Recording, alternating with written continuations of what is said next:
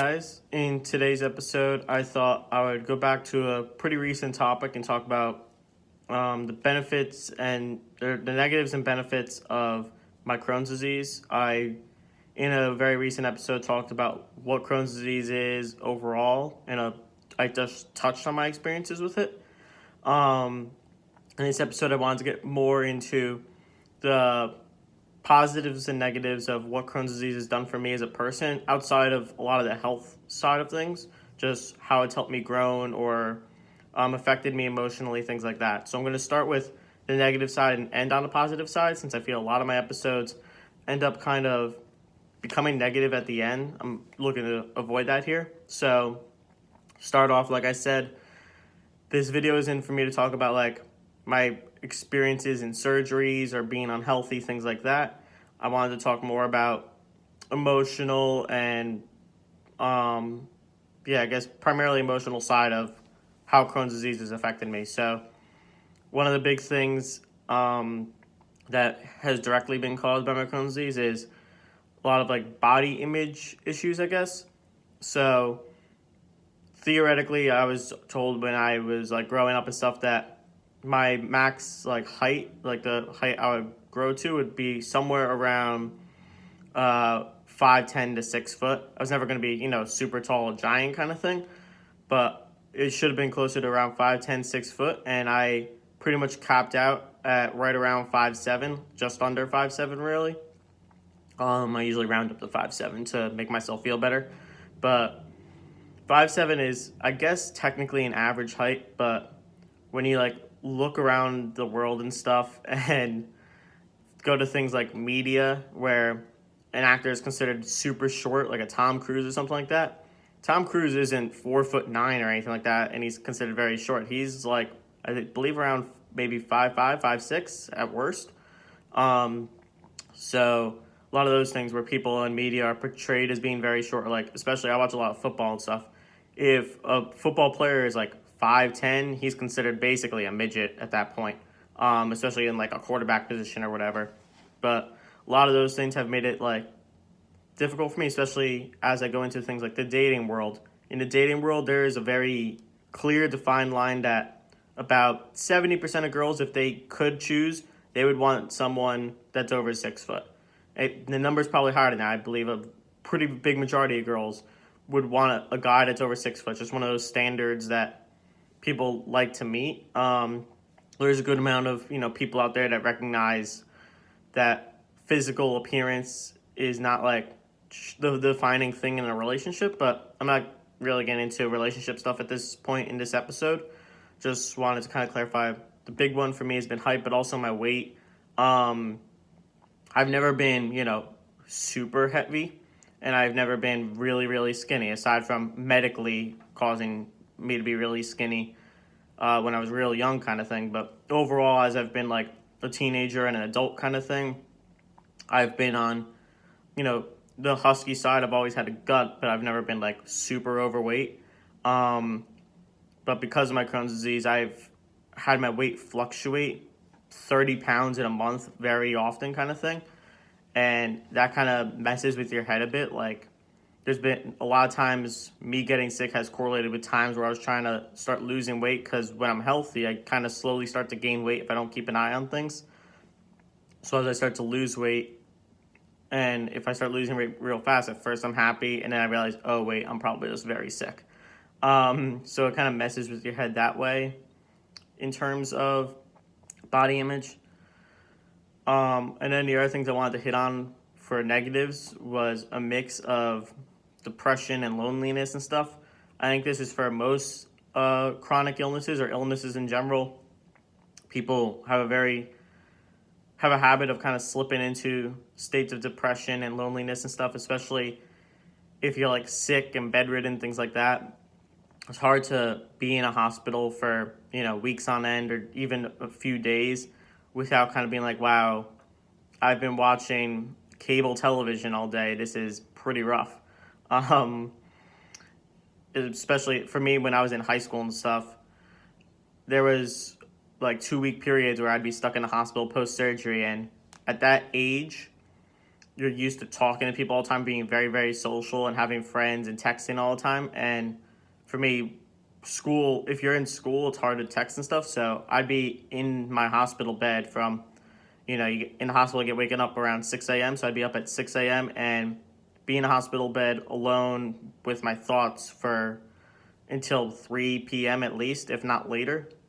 A lot of times closer to 5:30 because a lot of my friends did after school activities and stuff. So 12 hours a day, give or take, just alone with my thoughts is one of those things that really affected me mentally and emotionally growing up with Crohn's disease, especially while in a hospital, but also when I would just be sick at home and things like that, or even sick and still going to school. Like if I was sick and still kind of pushing through school, my fatigue and all that was so ridiculous that doing after school activities or being social with like groups of people was very, very difficult. So a lot of that would just lead to me kind of being on my own for a lot of the times, and that messed with my head a lot. So now that I think I've, covered the negative sides a lot, I don't want to really get too deep into the negatives because overall, emotionally, mentally, I don't view my Crohn's disease as a very negative thing. Health-wise, yeah, super negative, not healthy at all.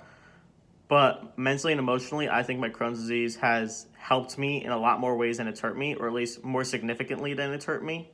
The big ones I'm going to talk about is, first of all, strength overall. Not physical strength, because I'm not a super strong guy, strong enough, but I'm not a bodybuilder or anything.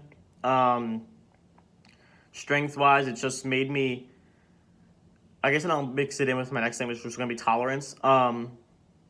It's given me a lot of strength in terms of being able to deal with bad situations pretty easily, and I think more easily than I would be able to if I hadn't had my Crohn's disease. For example, when it comes to things like exams and stuff, I took all my AP exams in junior year, I think. Yeah, AP exams junior year. I took them during the retake week where I was in the hospital during the first week of AP exams, didn't get to study for them or anything. Then I came out of the hospital, and pretty much, I think the day after I got out of the hospital, I was taking AP exams. And not only was I taking AP exams without studying, and after just getting out of the hospital from surgery, I was on a lot of pain meds to the point where I wasn't allowed to drive yet. So I would get dropped off at school. I would go to take my exams while being on pretty high doses of Percocet and narcotics like that. And the mental integrity it takes to sit in, I think I took 2 exams in one day for one of those, so I don't remember how long AP exams are, but it was probably at least 6 hours, or at the very least it felt like 6 hours of me sitting, taking exams while being on heavy dose narcotics, and I still did very well on those exams. Those 2 exams actually ended up being the ones I got 5s on and helped me in college, but a lot of those kind of strengths, that's a very, very specific, tangible example, but in general, it's just made me a lot stronger in terms of being able to handle bad situations, and I could always kind of look back and be like, oh, I've dealt with worse than this because I had Crohn's disease while doing this and that. When I was playing football in middle school and freshman year, I did that all while I was very, very sick with Crohn's disease. So I was able to kind of go to those practices, and football practices, for those of you that haven't experienced football practice, they're very serious. I believe all sports practices, including a lot of the cheerleading, a lot of things you are sometimes debated as sports, they're very, very serious practices, very rigorous most of the time, especially for high schoolers because they're young and can handle a lot with their body.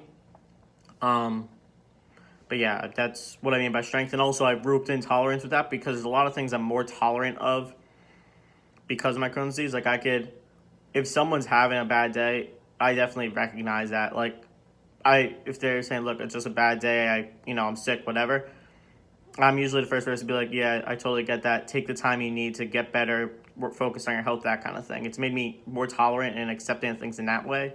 Also more tolerant in the sense of even if someone's not saying they have a bad day, as often as I can, I try to give people a benefit of doubt. I'm not perfect, but I try and look back on my experiences where I would be so sick I couldn't work on, let's say, group projects well or like things like that. So I look back on those experiences, and if someone's like in a group project with me and they're just not pulling their weight at all, before anything, I try to assume, I don't know what's going on with their life. They might have something going on that they can't talk about that's preventing them from doing this work. So I try to think that way. I'm not perfect. Like I said, there's a lot of times I just assume they're being lazy, but I think that's kind of similar for everyone. Next big thing is appreciation. I have a much greater appreciation for being healthy now. Anytime I'm not like super sick in a hospital and I could eat food and not have to worry about whether it's going to come up on me, I definitely appreciate those things a lot more. The little things in life, being able to even walk and go to school. There's been a lot of times where I was so sick I couldn't get out of bed in the morning, or I was so in so much pain from surgeries that I would have to take breaks walking in the hallways during school to sit down and like recover before I continued walking to class. So things like that have definitely made me more appreciative of just very little minor things in life. Being able to wake up in the morning and not feel like I have to immediately vomit because your stomach gets upset in the mornings and things like that a lot of times when you're sick. So those little things in life I've been much more appreciative of because of my Crohn's disease.